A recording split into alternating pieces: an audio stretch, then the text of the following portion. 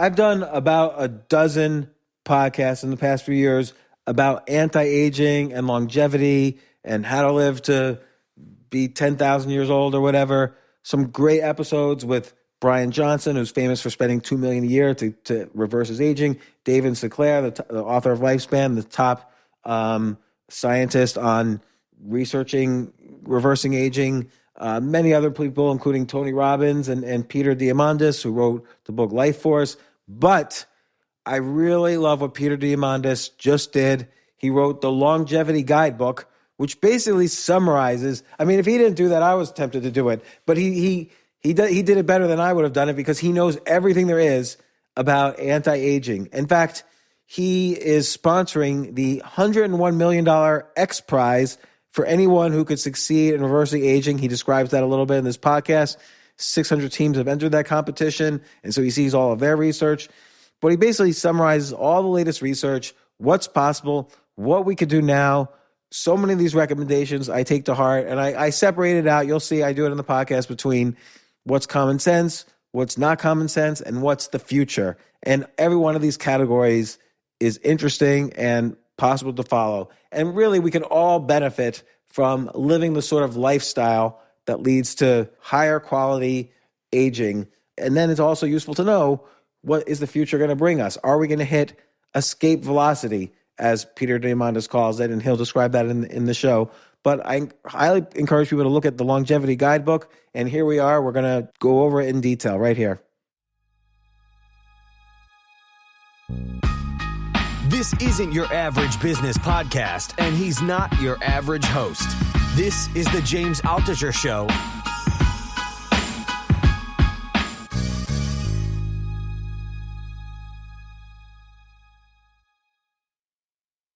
I love the horses in the background there.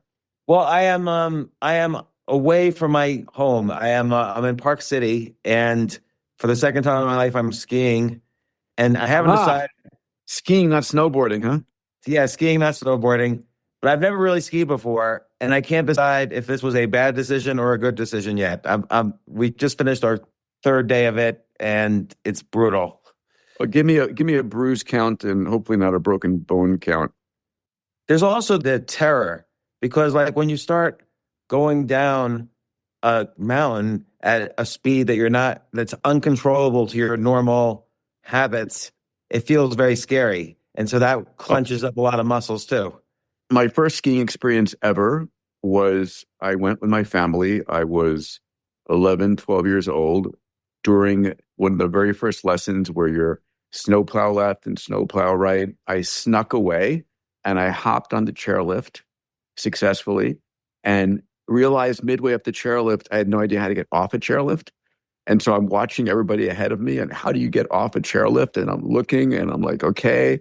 And I get off the chairlift and I basically just make it without falling. And then I get to the edge of the slope, and this is in the Northeast. And I look down and I'm like, now or never. And so I go straight down the mountain because I had no idea you're supposed to turn. And I hit a mogul and I was airborne. And I was in a cast for 3 months after that. Oh my gosh. That's called some amount of chutzpah and stupidity. But maybe not though, Peter, and this is going to relate to your book because it's something fascinating that I see a lot of literally 4-year-olds on the slope and they're doing it and they'll take lessons one day and like 3 days later, they're on a black diamond slope. They're on like one of the hardest slopes. And they have a lot less to fall. They have a lot less to fall, but also they have the characteristics, what you just described in your first experience as a young person skiing, which is they're curious, like, okay, what happens when I get on this lift? Even if I don't know how to get off the lift, they're willing to say, well, here goes. They're willing to get hurt because then they're going to recover and be just as good as new. And then they'll go back out there and learn from the experience. Can a discipline in longevity or can techniques in longevity, either that exist now or could exist in the future, restore the brain and the body to that youthful curiosity and willing to take physical risk in order to, like everyone always says, learn skiing when you're 4, learn a new language when you're 4, learn how to play the piano when you're 4. If you're 50 or 60 or God forbid, Peter, 63, you're going to be too old. Can we restore that youth? I think, so listen, I love the question, James, because I think a lot of this is all about mindset. One of the most important things for any entrepreneur, any parent, any leader is like, what mindset do you have? Because your mindset governs everything. The most successful people in the world, it's not their friends or their wealth or their tech that made them successful. It was their mindset. If you took away everything from them, but they retained the way they viewed the world, the way they saw opportunities and challenges, their mindset, that they would regain it. And so one of the very first things I teach and I talk about is mindset, having a purpose-driven mindset, an abundance mindset, an exponential mindset, in this case, a longevity mindset, and a creativity mindset. And so these mindsets, I think, are fundamental. And I think we lose a lot of these things as we get older. And one of the things I talk about in Longevity Guidebook, extensive study, 69,000 women, 1,500 guys, and it measured whether you were an optimist or pessimist, and then your health and longevity. And the number was staggering. It was like being an optimist gave you a 15% longer health span. And so it's like that mind over matter, I think, is huge. I agree. And, it's always, in terms of that mindset, it's always good to try new things because, by the way, there's that saying, you're the average of the 5 people you surround yourself with. So if you're 60 years old or 50 years old or whatever, trying, as an example, skiing for the first time, guess who you were surrounded by? 4-year-olds who are also for the first time. And so that kind of brings you, if you're the average of these 4-year-olds, you're going to feel more youthful. But, there's a little bit of that selection bias to the optimism because super optimists are dead. Oh, if I drive a car at 7,000 miles an hour, I'm going to die. It's true. I'll tell you along the lines of what you just said. I think one of my hidden secrets for longevity is that I had kids when I was 50. So my twin 13-year-old boys are 13 right now, and I'm 63. And I love being in their world. And that definitely, the desire to meet their kids and their grandkids and see the amazing world that they're living into, I think is so fundamental. Just take a second on this idea of a longevity mindset, James. I believe we're about to see a incredible health span revolution where we're going to significantly, in a discontinuous fashion, meaning, increasing the slope of the curve, going to extend the human health span and lifespan. And I can talk about why I believe this. And there's an idea that Ray Kurzweil talks about called longevity escape velocity, in which, today, for every year that you're alive, science is extending your life for a quarter of a year. And there's an idea that for every year that you're alive in the future, science is extending your life for more than a year. And that's longevity escape velocity. And, the prediction is that we're going to hit that point sometime in the next 10 years or thereabouts, by the mid-2030s. If that's true, my mind goes to, I want to be in the best health possible to intercept that when it becomes available. And the longevity mindset is believing, from not just blind faith, but the data, the science, what's going on in AI, that is going to happen.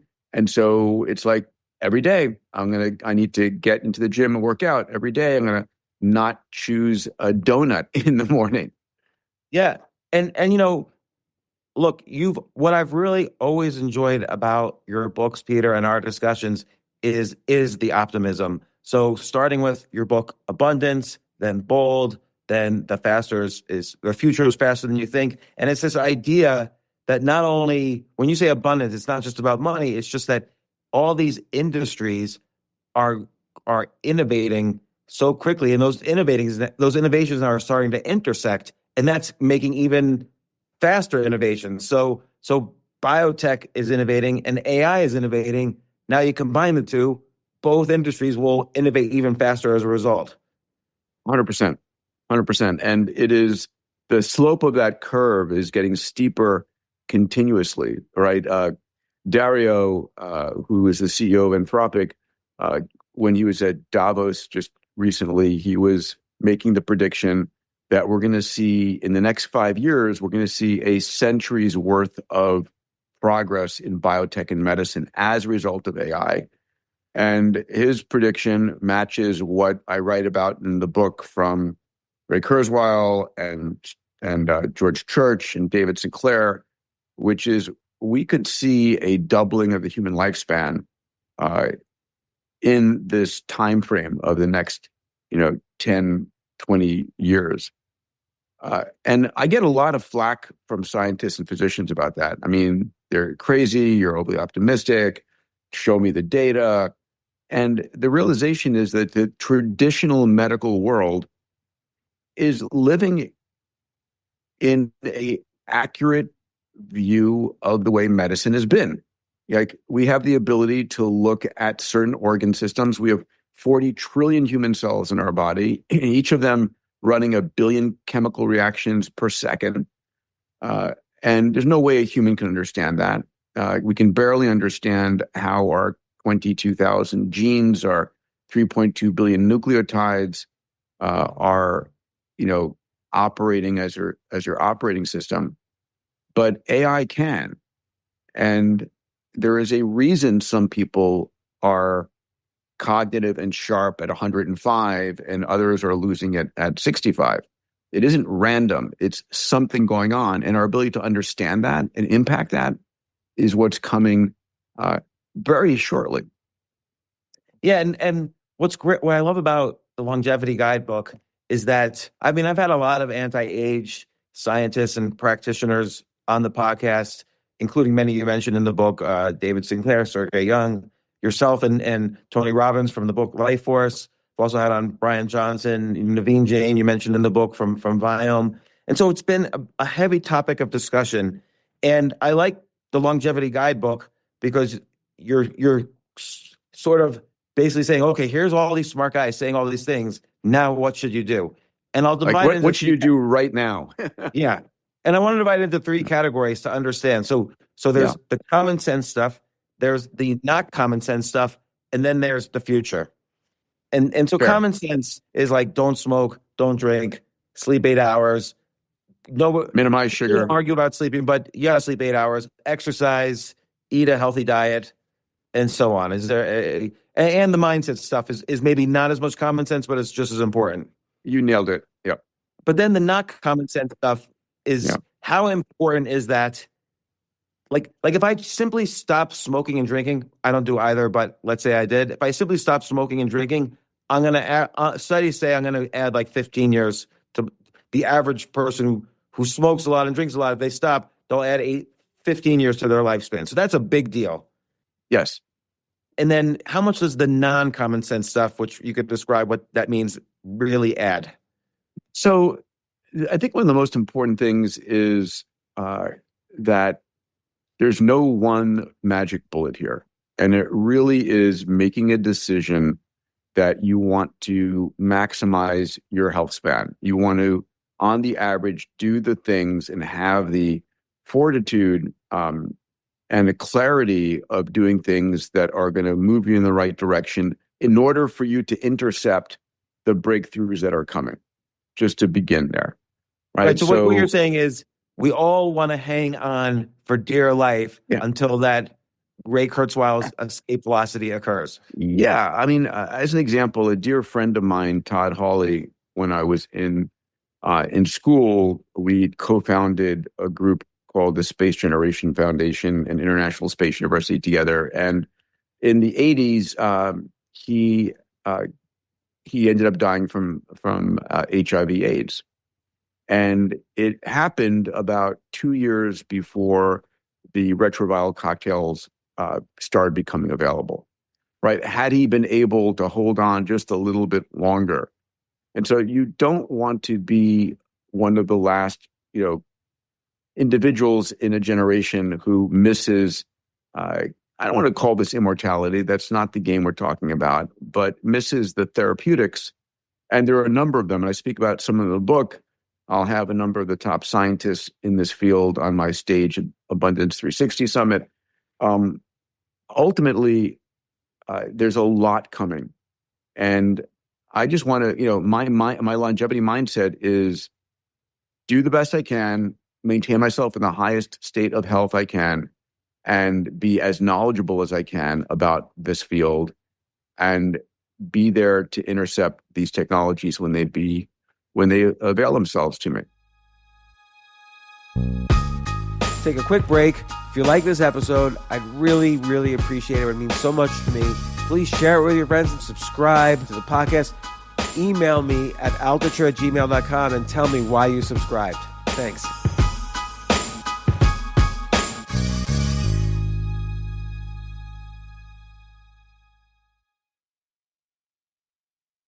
Right. So like in the guidebook, you list kind of your routines and stuff. And I'll start with the common sense things, like obviously sleeping well, having a good diet.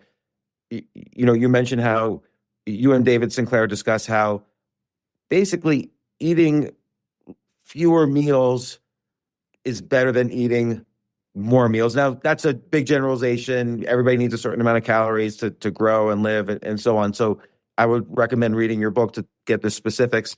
But in general, you introduce these practices that are great for increasing quality of life. On the non-common sense stuff, let's jump in there. So one of the non-common sense things that I think is very important is that if I am in a room of 1,000 individuals, for round numbers, and I say, how many of you are absolutely sure that you have nothing going on awry inside your body? Very few people raise their hands. And one of the challenges is that our bodies are really great at hiding disease. And you think you're fine. You think that everything is working great. I feel fine. Until that moment in time where you have a pain in your side or something is going wrong and you go to the hospital, you go to your doctor, and the doctor says, listen, I'm sorry to tell you this, but you have stage 3 or 4 of this, or you have severe cardiovascular, coronary stenosis. And the reality is our bodies are masterful at hiding disease. We don't feel, in 70% of all heart attacks, there's no precedent. You don't feel a shortness of breath. You don't feel a pain. You don't have anything. You have a heart attack in the middle of the night, and then a significant fraction of those don't wake up in the morning. You don't feel anything from a cancer until it reaches stage 3 or stage 4, at which point the survival rate has significantly decreased. You don't feel a Parkinsonian tremor until 70% of the substantia nigra are gone. The medical system does not screen for the vast majority of cancers that kill us. We screen for breast and prostate and colon, and those don't kill us anymore.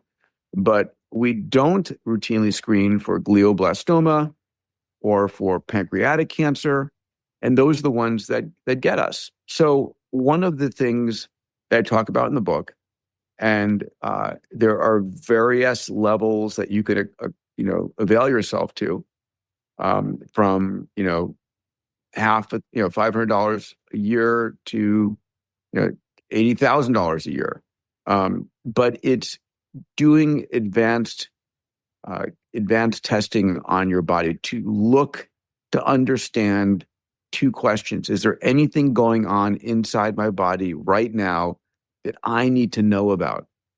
And if not, fantastic. What's likely to happen to me in the future? And how do I optimize myself so it doesn't happen? So one of the companies I started with Tony Robbins and Bill Kapp and backed by Mark Benioff and others is a company called Fountain Life. We have 2 programs, not cheap. One program's at $19,500. The other one is at $6,500. But you come in, we digitize you. We fully digitize you. Everything noble about you, full body MRI, brain vasculature, a coronary CT, a low dose lung CT, your full genomics, 30x sequencing, metabolomics, your microbiome, your DEXA scan, everything is 200 gigabytes of data. And that data gets uploaded into your app, into our AI, and your doctor and the AI look at this multimodal data set to say, you're great, we found something, or this is likely to happen in the future, and we should optimize your metabolism, your whatever it might be. And so that's preventative and personalized and predictive healthcare. So not obvious, because you kind of feel, if I feel good, I must be good, but that's not the case. And you're going to spend the money eventually, and a lot more at the end where it's very difficult. It's like, I just got impacted by the wildfires. I'm still out of my home. It's like, when's the best time to find a wildfire? It's at the first spark, not when it's a conflagration and you're trying to battle it back. Same thing for a lot of these diseases. You want to find it at the very beginning, and you can, and fight it and return yourself to normalcy then.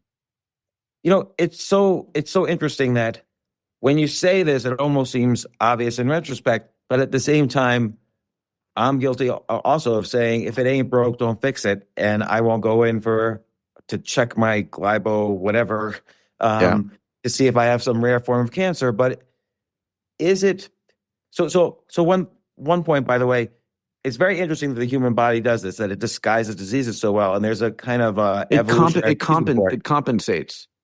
It compensates, but also the omegas of a tribe, the ones who are about to die from disease, don't want to be seen, don't want the rest of the tribe to know they're sick. So that we've evolved so that the bodies do hide this, so we're not killed off by the alphas prematurely. So sure, it's part of an evolutionary thing. But because you see this with a lot of other animals as well.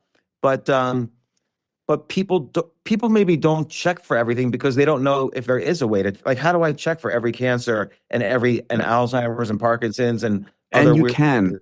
What happens, James, is people say, I don't want to know. And I'm going, bullshit. You're going to find out. Do you want to find out now when you can do something about it, or later when it's too late to take action?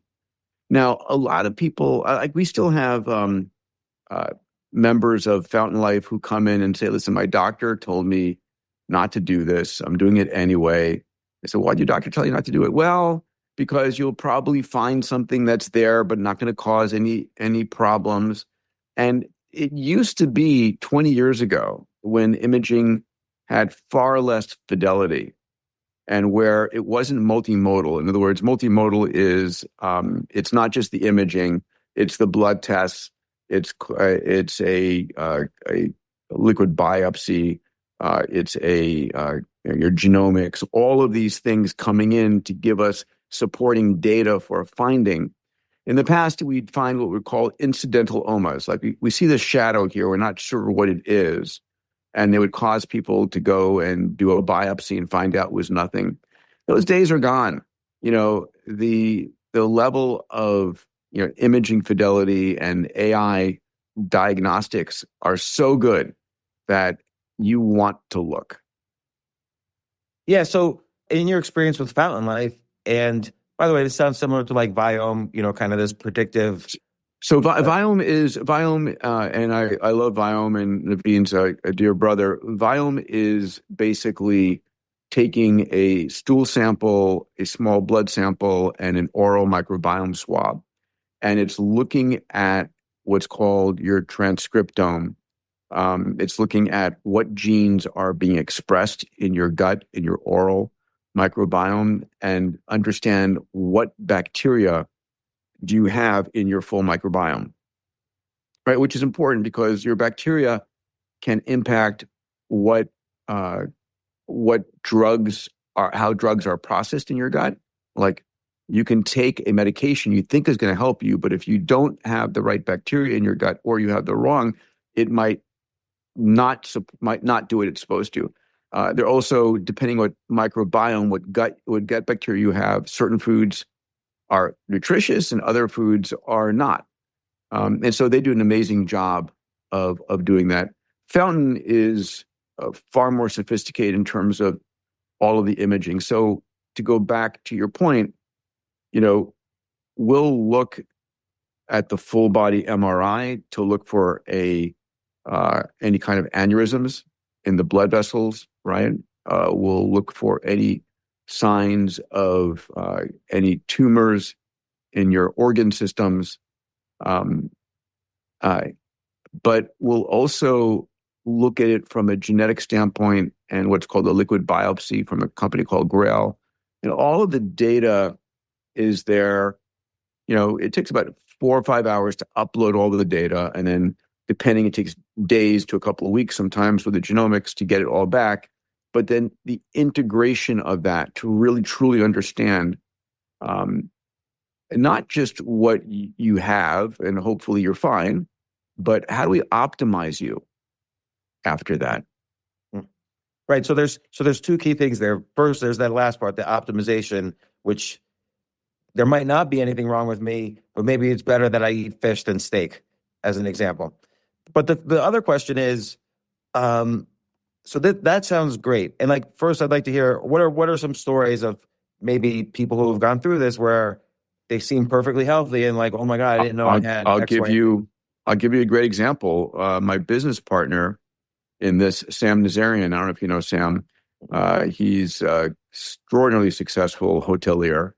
SBE hotels, multiple hotels, very top of the financial curve, and he and Tony Robbins are building out something called the Estates, building out 25 resorts and high-end real estate developments around the world. And their plan is they're putting a Fountain Life Center into each of those in different parts around the world, which is fantastic. I said, well, listen, I was going to visit Richard Branson on Necker Island. I said, come along, meet Richard, but we're going to go through Orlando. Why don't you go through the Fountain Life Center? And he did. He and his wife went through for an Apex. It's our membership level upload, and went to Necker. We come back on Monday. He gets a call from our physician, and he's been open about this. And the physician says, listen, Sam, we discovered 2 brain aneurysms. And they need immediate attention. Now, Sam is someone who has afforded and had the best doctors out there. But he was in surgery a week later, and these, blood vessel aneurysms, where a blood vessel is growing in size and could burst, were basically resected and stabilized, and he's fine now. But that's an example. We have countless people where we find a stage 1 or stage 2 carcinoma or severe cardiomyopathy, cardiovascular disease. And here are the numbers. 2% of people coming through who they claim they are completely healthy. 2% have a cancer they don't know about.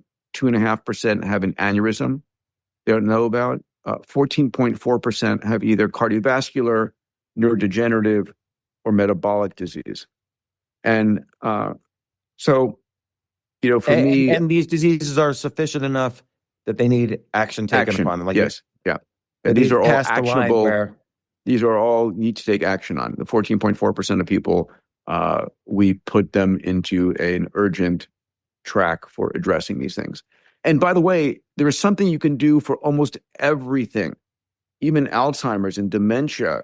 If you know early enough, you can slow it and reverse it. There's incredible work being done in that area.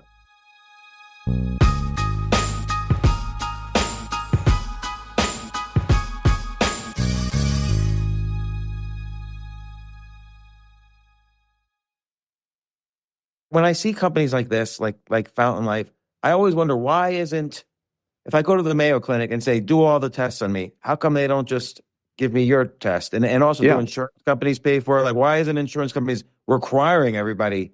I'm so pissed. I'm so pissed at insurance companies. I think insurance is one of the most perverse industries out there. Life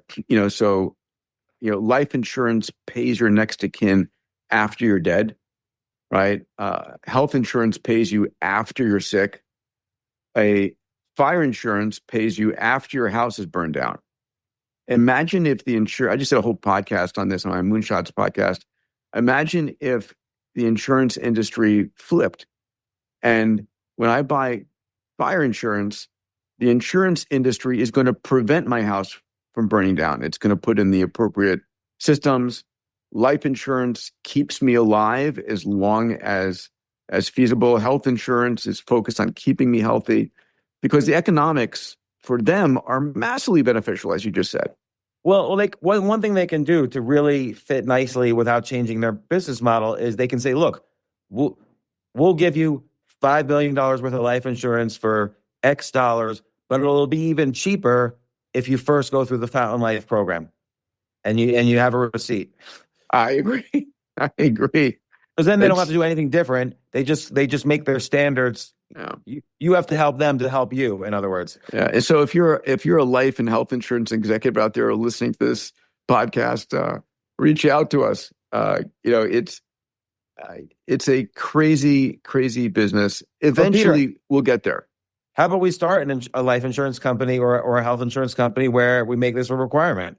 So, I think I love the life insurance is where I'd go first for sure, because you're both on the same sides. Imagine when you're paying out into a life insurance policy, if you delay the payout, the capital in the policy is exponentially growing. It works amazingly. It's a great business model. It's a life insurance company is a hedge fund where you get to keep 100% of the profits instead of 20% of the profits. And the person living longer is super happy. Right. So, but it reminds me of like Geico in the 50s, which was set up to provide car insurance for ex-military, because it turned out ex-military got into fewer accidents. So here's a case where, okay, we'll set up a life insurance company for people who have gone through Fountain Life because they're going to die longer away. Yep. So, right, I mean, that's business idea number one from this. All right. Well, yes. I mean, that is definitively something I am excited about. But why doesn't the Mayo Clinic tell their patients, hey, go down and check this Fountain Life out? Well, listen, here's the challenge. Medicine is an old school business. And it is very slow to change. There was a study done. Tony and I reported on it in our book Life Force, which we jointly authored and had a chance to discuss on your show. But I think the average is like the 17-year delay between when something is discovered and rolled out and it's adopted finally by medicine. There's a great example. Human physicians are very biased. Here's a beautiful example. There was a study recently done, this is probably within the last 2 months, at doctors using AI chatbots for diagnostics. So the doctor by themselves had 85% accuracy on these diagnostics. And these are rough numbers for approximation, or call it 80% accuracy. The doctor plus an AI chatbot together had 85%. The AI chatbot by themselves without the doctor had 95%. And wow. You say, like, why is that? What's going on? Well, humans inject a lot of bias because of their preconceived notions, while AIs are just show me the data. I'll make the decision just on the data, not, a recency bias, all these cognitive biases, recency bias of, like, I just saw this patient who had this particular syndrome, so I'm more likely to think of it again. It's slow, and you need sometimes to begin institutions, just like, why didn't Intel become NVIDIA, or why didn't, pick your favorite software company, become OpenAI? It's like a lot of times you have to start with a clean sheet of paper to reinvent yourself. And so you think the medical industry will have to do that. So what's going to happen is patients, instead of going to their family doctor, will start just going directly to Fountain Life and taking action. And we do Companies like offer, I mean, so when you join Fountain Life, not only do we give you the full upload, right? This 200 gigabyte data set that's uploaded into the app, into our cloud. We also give you a medical team that surrounds you. So you get a concierge doctor for the year, you get a concierge nurse, a dietitian, and a health coach. And so that team is with you through the year to help you achieve your medical objectives. So it is your direct doctor. I used to spend $20,000 on a concierge doctor here in LA who didn't offer all the other stuff. It's still expensive. The price of these things will come down. We offered a version of this called Core. So Apex is $19,500. Core is $6,500, which is all the same testing, but without the wraparound medical team for the year. And people can go to fountainlife.com to learn more about it. Where we're going, James, in the future, I think is super exciting. And we're going to eventually get to a point where we are constantly monitoring everything going on in our bodies. That we're monitoring everything through a series of sensors, right? I got my Oura Ring. I normally am wearing a continuous glucose monitor on my Apple Watch, but that's just the beginning. Eventually, a series of embedded sensors on your body, in your environment, are measuring everything all the time, and being able to look at small perturbations. Maybe it's the sound of your cough. Maybe it's when you're using the toilet, the data is being extracted from, when you go through the restroom. And when will that happen? Because I keep hearing this, and it's not like I'm downing it because something's in the future, because it's hard to do now. But when will our daily lives change? Because yes, we will have more monitoring than just the Oura Ring or the Apple Watch or whatever. I think it's the next within the next 3 years at the outmost, because we're seeing GPT-5 that's going to come online. We just saw Grok 3. We'll see a version of Claude 4 and whatever Alexa becomes. And all of these systems you'll turn on health monitoring mode. And I cannot imagine it's more than 3 years out. But this will become sort of a continuous layer of always on health monitoring that I think will support you in really, if you want to maximize your health, you'll have that ability. I think what gets interesting is it will also integrate with your kitchen and be able to tell you what foods you need to maximize your health. I mean, that sounds fun for me. And who's working on like where am I going to first see this device that will do kind of more inclusive monitoring than currently exists? So my venture fund, Bold Capital, has investments into a number of wearables and implantables that are doing advanced monitoring of your body. We will see, I'm sure, Apple. Tim Cook said a few years back, in the future, looking backwards, Apple will be viewed as a health company, gathering health data. So there's probably hundreds of small companies, and there'll be aggregation plays. I'd be surprised if we didn't see companies like Samsung get into this business and others. So it's very interesting. So when I mentioned the non-common sense parts of longevity, you went to prevention. Advanced testing. Yeah. Yeah. But there's also this idea, and I think people kind of lean towards this a little bit more, for better or for worse, that, I'm going to take a pill and it's going to make me better than a better human being than I was before. Like the Limitless pill in that movie with Bradley Cooper. And you mentioned in the book, for instance, like, I know it's I've seen it like 5 times. but you mentioned in the book, there's things like NMN, modafinil, rapamycin. I don't know if I'm pronouncing them right, but NMN is one that I've on and off taken for whatever since 6 or 7 years since I first interviewed David Sinclair, and does it make a difference? I can never really tell. Right. Yeah. So the question I always ask is it visceral? Do you feel different? Do you have more energy, more mental clarity? Right.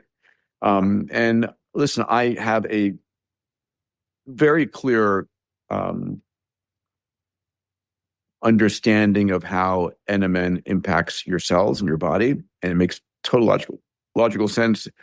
David Sinclair, in his book Lifespan, does a beautiful job of explaining why nicotinamide mononucleotide NMN impacts your NAD plus levels, that allows your sirtuin genes and proteins to keep your DNA properly repaired from damage, and allows your epigenetic systems to maintain the right genes on or right genes off and balance that. And so he lays it all out there. And at the end of the day, you can go the next step. And there's a company called Gefinity. I just got the testing to measure my NAD levels intracellularly, to understand what are my NAD levels, because NAD is the sort of currency molecule in the cell that is fueling chemical reactions required to make things happen. And as we grow older, our NAD levels fall by 50%. And so you want to supplement them. And so I'm always very clear. I take, as I report in the book, I think it's, I say 75 supplements. I think I'm probably taking closer to 85 supplements. And I am testing myself regularly, right? And just taking it and hoping is not a strategy. It's like I need to test and understand, am I impacting the numbers? So I'm an extreme on that front. It's not for everybody, but I'm, sharing the knowledge that I get. And I think this is going to become something that's available for everybody with AI entering the picture, which will measure things constantly and tell you, listen, you're low in vitamin D. I've increased that as in your evening meal tonight. All right. That's where I hope we're going to get to soon. And like taking NMN as an example, because that's probably the supplement I've most frequently have taken since beginning this journey of talking to so many anti-aging specialists. Like, have you seen in your tests the result? Like, I don't viscerally see them, but I have I've read, talked to David many times, talked to the new science guys a lot, and I believe the story and the science, but I don't viscerally notice anything. Have you seen from the tests? Yeah, so I have not viscerally noticed it. I literally have the Gefinity tests in a box next to my bedroom. And so it's on my list of my next blood draw to actually test myself. Yeah. And also there's also some controversy in some of them. Like, I just saw Brian Johnson said that he stopped taking rapamycin, for instance, which has always had controversy around it anyway, but that's been considered kind of a leading anti-aging drug. It has been, I think, and I write about rapamycin in the book as one of the drugs that the most scientists feel could make a dent in human aging. And I go on and off rapamycin on a cycle. I'm off it right now.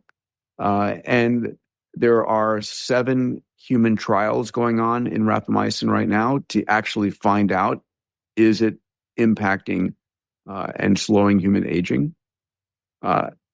So I'll give you one other test that I write about in the book, James, comes from a company called Immunis.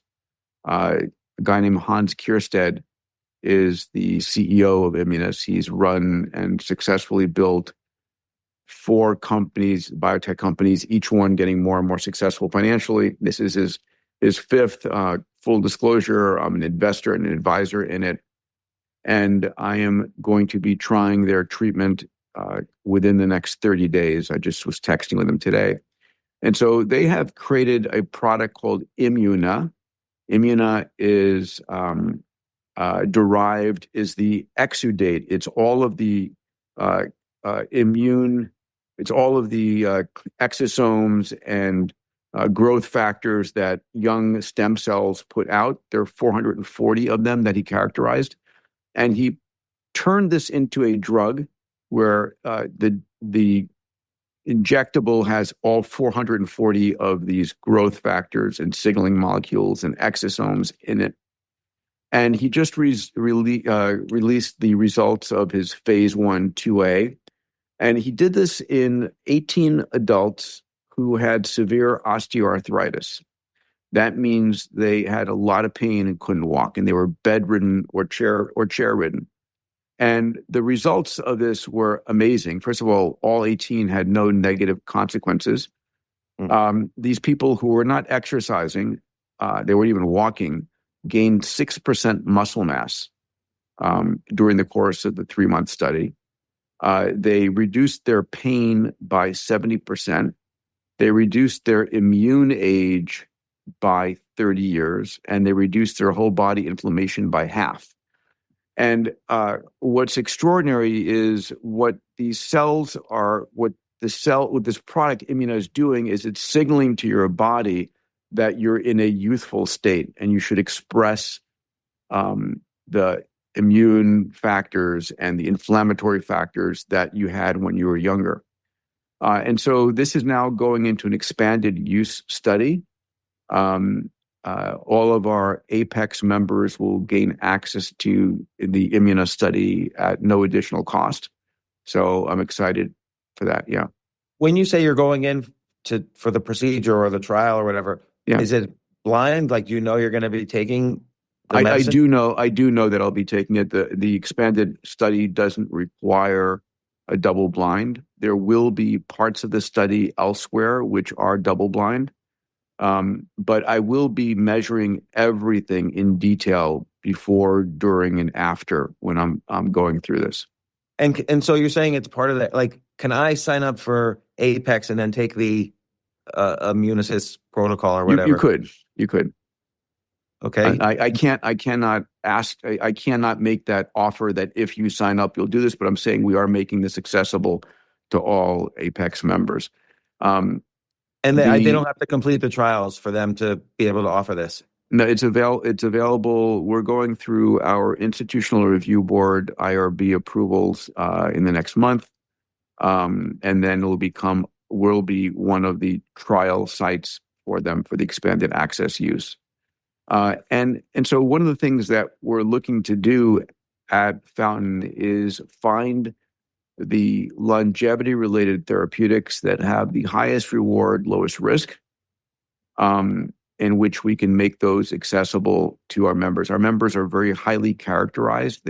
We know a lot about them. And so it's a good partnership with people who are doing therapeutic development.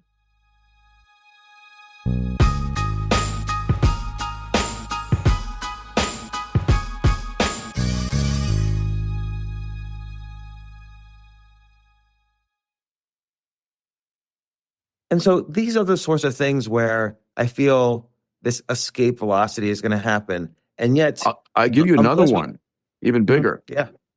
So I think you mentioned this slightly at the beginning of the show. A year ago, we announced a $101 million healthspan XPRIZE. So what does this mean? So XPRIZE Foundation, I started 30 years ago, and we've launched 30 XPRIZes in 30 years, about $600 million worth of incentive competitions. The first one was for space flight, and we said, okay, anybody who builds a private spaceship that can fly 3 adults up 100 kilometers, land, and do it again within 2 weeks wins $10 million. And launched that under the Arch in St. Louis in 1996. It was won in 2004. That ship over my shoulder in this video is the winning vehicle. And it stars the races. Elon Musk joined our board, and Larry Page joined our board, and James Cameron joined our board. And we set out to run these large-scale global competitions, not for a design idea, not for something you did in the past. It was like we set a goal, an incentive prize, and if you pulled it off, no matter where you lived, how old you were, what you've ever done before, if you solve and demonstrate and build it, you win. And so that's an XPRIZE. And a year ago, November of 2023 specifically, so a little bit over a year, we announced a $101 million XPRIZE healthspan. Sergey Young, who you've interviewed, was part of our founding team and funded the original design work here. Took me 5 years to raise the money. I raised $141 million. And this is for a therapeutic that can, in 1 year's time, giving the therapy to someone for no more than a year, you could do it for a day, but no more than a year, will reverse the ravages of aging in your immune system, your muscles, and your cognition by 20 years. So what we need to do is make your immune system that of what you were 20 years younger, your ability to build muscle, your cognitive clarity. And we have over 600 teams in this competition in just a year. And are the teams companies or are they academics or combination? They're everything. They're academics, they're companies, small, large companies, and there's some absolutely brilliant solutions.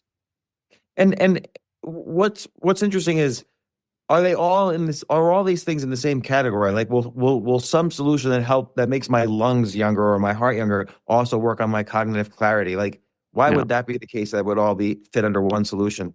So this was a conversation early on with George Church at Harvard Medical School, who said, "Listen, a true age reversal therapy will not just hit one organ system. And so if you have something that impacts immune, muscle, and cognition, it's likely to also impact lots of other systems in the body. Aging is the underlying biochemistry of aging, which we still don't fully understand yet, and I believe AI will help us get there, is something that goes on. You don't see your right hand aging more than your left hand, or your heart aging faster significantly than your lungs. Right. So what are some of the more unusual attempts being tried in these 600 groups? Oh my God. So there's a large group is doing what's called epigenetic reprogramming. So you have 3.2 billion letters from your mom and your dad when you're born. That's your operating software. You have it when you're 20, 40, 60, 80, 100. Your gene doesn't change. Your genes don't change. And so what does change is what genes are on and which genes are off. And that's called your epigenome, epi from the Greek word for above. And so the goal is, can we reverse your epigenome? Can we take you back to a more youthful state where the right genes were on and the right genes were off? And so there's actually 3 or 4 multi-billion-dollar companies funded by multi-billionaires in that space. There's cellular medicine companies that are focused on using stem cells and natural killer cell supplementation. There are companies that are focused on gene therapies to upregulate certain genes in your body. There's, again, hundreds of different approaches. And we're going to learn a lot. This is a massive open source experiment. And super pumped about the results. Yeah, that company you mentioned earlier, was it Immunisys? Immunis, yes. Immunis.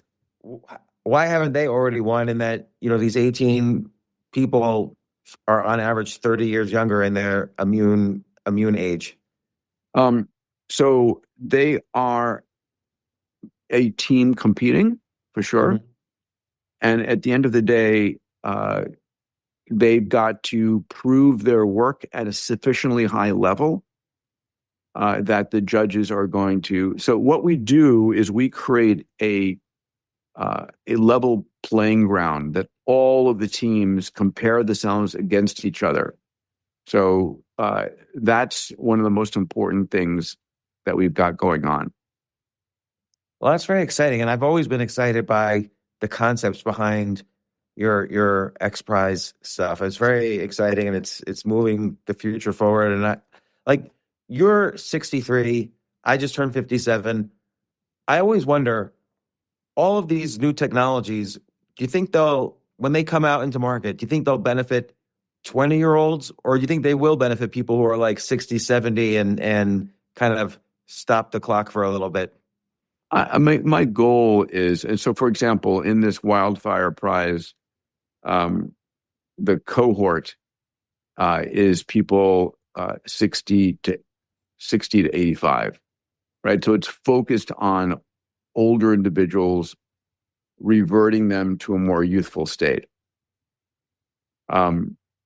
We'll see. I think people who are in their 20s, 30s, 40s right now have a super high probability of a significantly extended health span. Living to 120, living past there. I don't want to give a guess. My goal is to make it to longevity escape velocity and then be able to decide, how long I want to go. I mean, this is the most exciting time ever to be alive. One of the things that really helps you with longevity, a friend, Dan Sullivan, says, is having a future that's bigger than your past. Right? That's an interesting way to look at it. Yeah. And so I'm just curious, like, how do you spend your day? Like, obviously, this has been your focus for a long time. And obviously, the XPRIZE predated this. So you've always been involved in these moonshot-like activities. Did you, and I've never really asked you this before, but did you make money having a company that was like a moonshot company and it sold? Or like, how did you make money? How do you make a living? So, well, I mean, listen, a lot of my early moonshots were in the nonprofit world, which were great, fulfilling, super successful, didn't make me a bunch of money, right? So while I was at MIT, I started the world's largest college space organization, right? And then I started a university called the International Space University, which is still doing extremely well. And then I started a company called Zero G for taking weightless parabolic flights, took Stephen Hawking up, and a company called Space Adventures that took 8 individuals up to the space station. But at the end of the day, those companies, while profitable, were not grand slam home runs. Much of my wealth and ability to invest has really been the last 15 years. A lot of my time up until then was academic, and just taking a lot of moonshots in the space world, which up until Elon weren't that many success stories. It was extraordinarily expensive, and in the industrial military complex, Elon brought, he was successful in SpaceX because he came there with $100 million in his pocket to spend to get Falcon 1 up and going, went into debt to get Falcon 1 to fly successfully, and then won $1 billion. It's expensive. I like to say, if the best way to start, become a millionaire in space is start as a billionaire. But for me, the longevity space and AI, I have 2 large venture funds, Bold Capital, which is mostly in the longevity biotech space. It's about $600 million. And a company called Exponential Ventures, which is in the AI space out of MIT. It's a venture studio and venture fund, about $500 million. And I see a lot of deals. I invest in a lot of entrepreneurs. And that's really been the last, 15 years of my time, is supporting entrepreneurs to go big, bold, great wealth, make the world a better place. And is there any way to kind of piggyback on, like, let's say, take this Bold Capital with the longevity investments? Like, how can it sounds like some of these are great companies, and you only need, like, as any venture capitalist knows, you only need like 1 or 2 successes to have an enormous, like, if you had 100 investments and 99 of them failed and one of them was Uber, you would be a billionaire. So, yes. Yeah. Like, so is there any way to piggyback what you're doing? I mean, honestly, it is. I back companies where I love the science and I love the CEO and I want to help them be successful. That's fundamental to the game. I do think that the majority of the success stories we're going to see in the longevity space are going to come out of AI, where AI and biotech are butting up against each other. Sure. And we're seeing a lot of deals there. But if Yeah, I could, go ahead. As we wrap, if I could, I just want to tell people my mission for Longevity Guidebook is to get it out to the world as far and wide as possible. You can buy it on Amazon, of course, and I'm donating all the profits to the XPRIZE. You can buy it at cost. If you go to longevityguidebook.com, it's available at cost with a bunch of bonuses. My goal is get it out there and give people access to the knowledge so that they feel empowered more than ever before. Well, Peter, it was a great book. Like I said, I feel like it's kind of the ultimate summary and guidebook based on so many anti-aging books over the past 10 years, many of the authors I've spoken to on this podcast. So I could attest personally Thank you, buddy. It is a summary of the best advice from all of these really brilliant people. And you've known them personally and you've gotten to ask all your questions and so on. And it was great to read that kind of summary plus your additional research and insights. And so I really appreciate it. And once again, I appreciate you coming on the podcast. I always look forward to the next book. They're so optimistic. People who got it, check out Longevity Guidebook, but also go back to the beginning, read Abundance, read Bold, read all of these books. Thank you, my friend. Yeah, in Longevity Guidebook, I open up the kimono. This is what I'm doing and why. This is what has worked for me. This is what hasn't worked. And I'll tell you, one of the things is mindset and routines. Like I'll tell you, right now, I feel massively disrupted on my normal routines because I'm out of my house, out of my normal routine post the Palisades fire.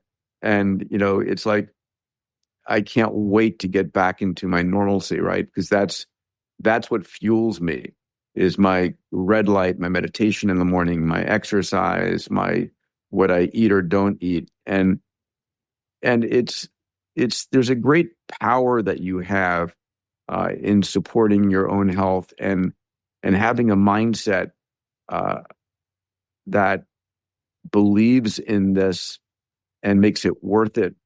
I think this is the most exciting time ever to be alive, and I want to see as much of it as I can. Well, I hope you succeed. So thank you, James. Good luck. Thanks, Peter. Be well, my friend.